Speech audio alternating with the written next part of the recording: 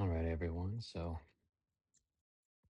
a little bit different backdrop. I'm filming in my house instead of filming at the office. But got my remarkable here. Love this thing, by the way.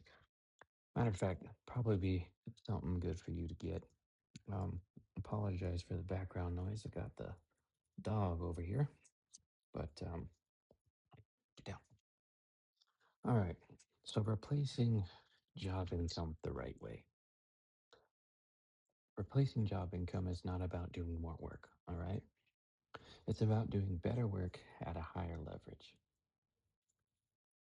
The trap that a lot of people are going to fall into is I'll just work more hours. That leads to burnout, low margins, and no time to think like an owner.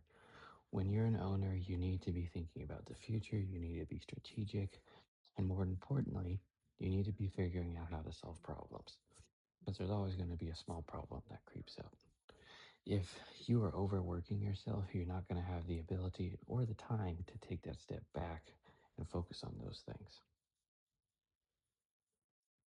Job income is replaced through pricing, not volume, consistency, not spikes, and system, not hero effort. Many times when you're just getting started, you have a client that is really needing you to come right then and there. Um, Speaking from personal experience, there is never a clean on the planet unless you are specifically targeting emergency type cleans like water damage or something of those types that is worth getting up out of bed or leaving your wife and kids at home to go do. You want to keep some of that time for yourself and that time for your friends and family sacred. Um, I remember when I first started, I took a clean for a person that needed it done before the next day. And it was only $400. And I kind of did need the money, but it was taking the job was going to hurt the family more than not having the money. And I took the job. So don't make that same mistake. Um, so your business should be able to miss a day without panic. What I mean by that is you should be able to take the time off to go to a kid's function at school or something, a doctor's appointment or something along those lines, and not have to freak out about the income that's coming into the company. All right. You should also be able to lose a job without collapsing. Um, a lot of times you're banking everything on one single job or project, um, but you should have that consistency to be able to hold you through the slower times.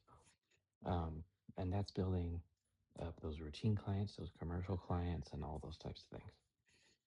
Even now in January, we are slower, I'm not going to lie, but we're doing 2 or 3 routine cleans a day. Not much money, but it's enough to keep the doors open, the lights on. So let's keep that in mind.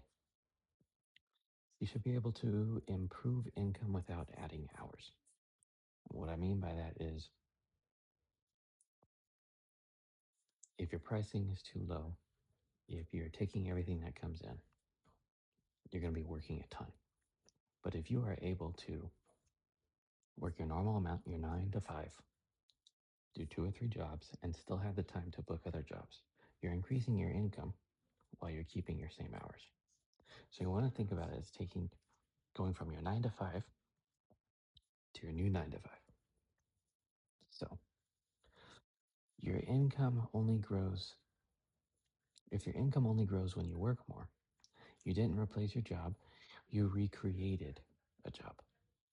So, like I just said, you want to be able to have that time to still add more stuff to the calendar because soon you want to be able to hire help. You want to be able to bring on employees or subcontractors or stuff like that. So you got to have that stuff built out. And that is increasing your income without having all the added stress and working those longer hours. So full-time ownership starts when your decisions make you money, not just your labor. So that's the second video in this series. The next one, we're going to talk about full-time pricing realities. So I'll see you in the next one.